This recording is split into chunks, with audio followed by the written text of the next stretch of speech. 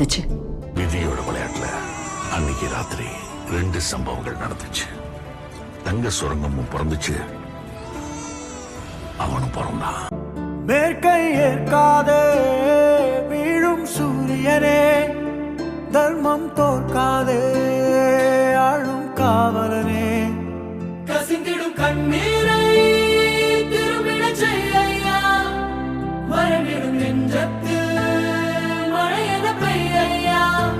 ஆழ்மனதில் சூழும் இருளை நீளும் துயரை பாடும் விதியை நீக்கும் தீயே நீ ஐயா.